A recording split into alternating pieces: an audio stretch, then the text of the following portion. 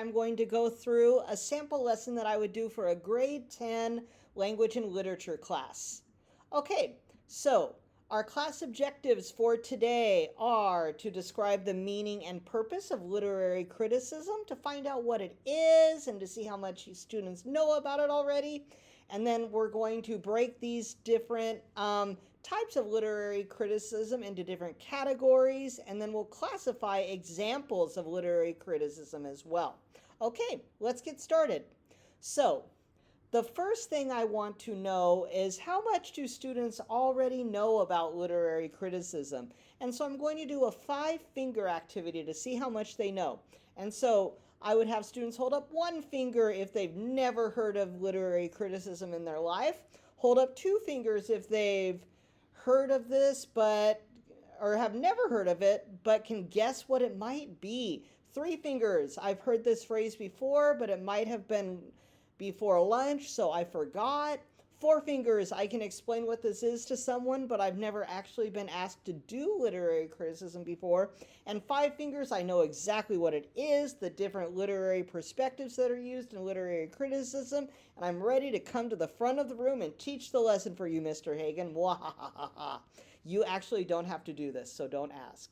Okay, so after I've seen how much the class already knows about it, I would then move on to the lesson. And so, intro to literary criticism. Literary criticism is an attempt to analyze literature by looking at it through different lenses or standpoints. Just like when you see different photos on Instagram or on social media, you might see an example of one filter that shows the way someone looks in one way. But if you change the filter, you can see this person in a completely different way. That's what literary criticism allows people to do also. As you move into higher level literature study in high school and college, it will be very important to develop the ability to analyze literature through a specific lens. And so that's what we're going to practice today. But first, let's see which lens you identify with most. So on the next 5 slides is a multiple choice question. Choose the answer that you think is most appealing to you and go to the following locations. So you'll see, you'll go either to the front of the room, the back of the room, the left side of the room, or the right side of the room. And then keep track of the number of times you go to A, B, C, or D. Okay, here we go. Question number 1. I believe that a person's position in life is determined by A, the conditions in which that person lives, B, the gender that one is born as, C, the time period during which someone was born, or D, the internal and unchangeable workings of one's personality. All right, so go to where you think you most agree with. If you most agree with letter A, go to the front of the room. If you most agree with letter B, go to the back of the room, and so on and so forth. And then once all the students had gone to the area they most agree with, I would have them talk at their group. At your group, read the statement plus because. So you would say, I think the conditions in which that person lives is most what determines their position in life because blah, blah, blah, blah, blah. So I would give a couple minutes for students to discuss, and then I would have students share out what the group mostly talked about. And I would do that for each of the questions. Okay, great. Question 2. I believe that power is gained through A, the socioeconomic status into which one is born, B, societal gender roles and expectations, C, showing leadership according to the ideals of the time, or D, having complete control over and understanding of how other people's brains work. And then I would once again repeat the activity where students discuss what their opinions were about this question. Okay, question 3. I believe that the way one is viewed and judged by others is based on A, the amount of money and material goods someone has, your gender, your current views of a societal ideal, and D, the stability and reasonableness of one's mind. And then question 4, I believe that one's choices and decisions are mostly based on A, making the most money and gaining the most power, B, primitive instincts, C, the expectations put on one by his or her environment, or D, innate urges and intimate longings. And so once again, students would continue to be talking about what their opinions between each of these questions. So this task would take about 10 minutes, I believe, as an opening. And then the final question, pick the one that best represents your opinion. I believe that literature, A, illuminates the hardships of the oppressed in any society. B, is meant for either males or females, but never both. C, depends entirely on the time period during which it is written for plots and characters. Or D, is a window into what an author is thinking and feeling. Okay. So after that, I would have a group discussion, and I would have them, and I'd put them into groups, probably by numbering off in this case, or maybe doing a wheel decide or something like that.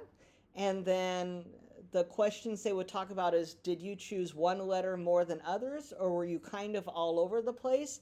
And as a group, think of a word that could describe each characteristic that each section of the word could apply to.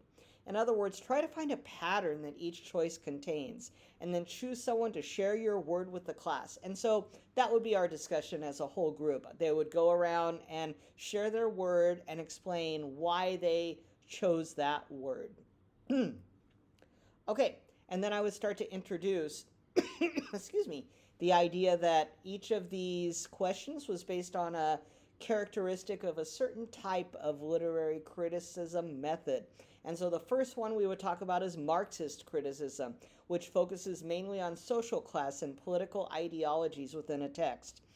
Something they talk about is how the text conforms to, contradicts, or challenges societal structures. A good example of this would be Animal Farm, which a lot of students have read before.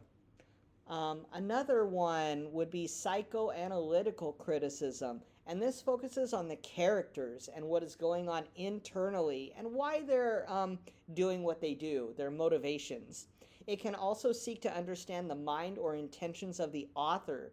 So this is a good opportunity for students to not only use the text to find evidence for a certain idea, but also what they know about the author.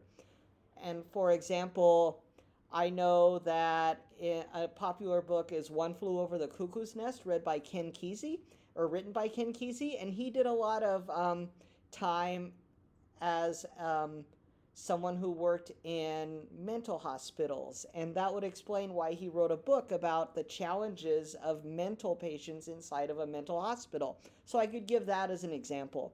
And then I would mention that psychoanalytical criticism is based on the works of Sigmund Freud and Carl Jung, and we would talk a little bit about that.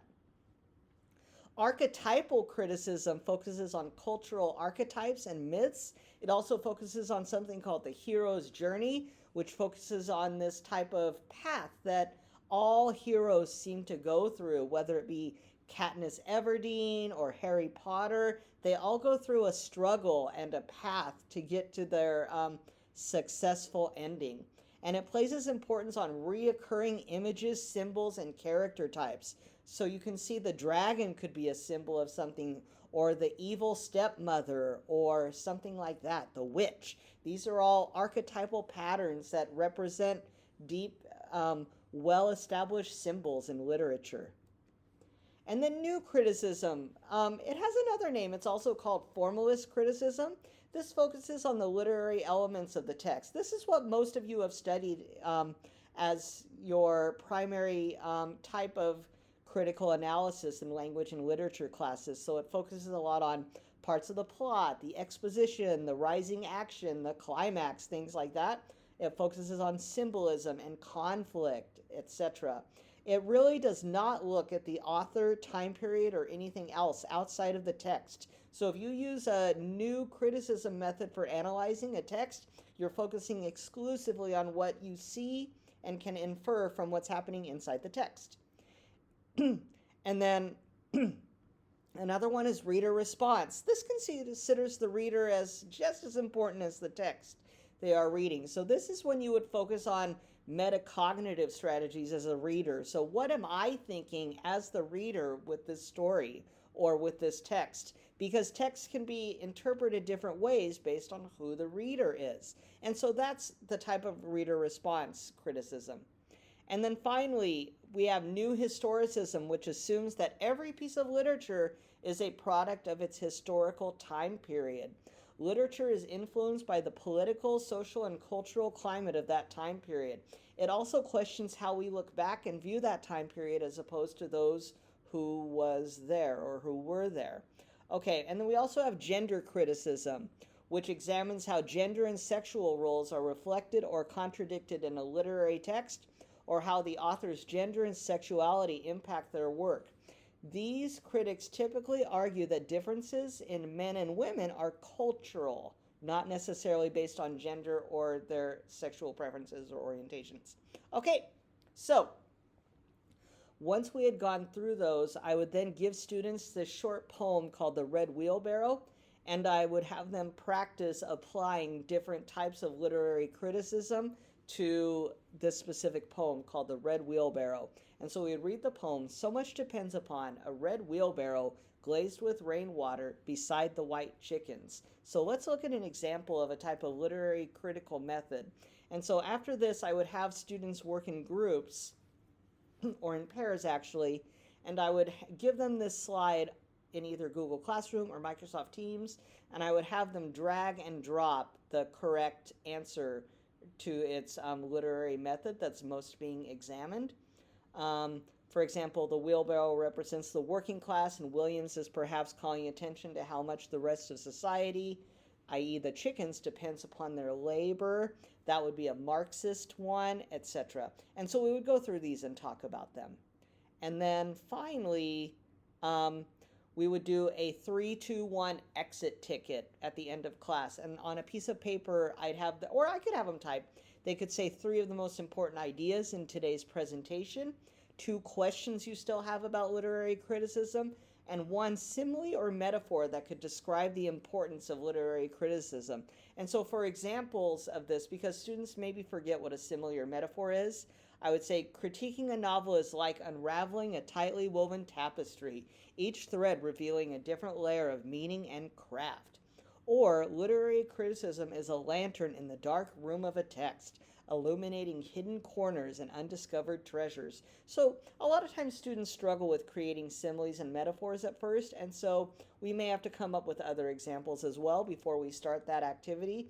We may even need to have them do this final one in pairs, but I think it's a good way for students to think about what they've learned in class in a unique way. And so then after that, I would assign homework where I have them apply one of these elements, one of these lenses that we talked about, and write a paragraph describing this poem using the particular critical method used in class. And that would be their homework. And then the next day they would give peer feedback on that. All right, thank you very much. Have a good day.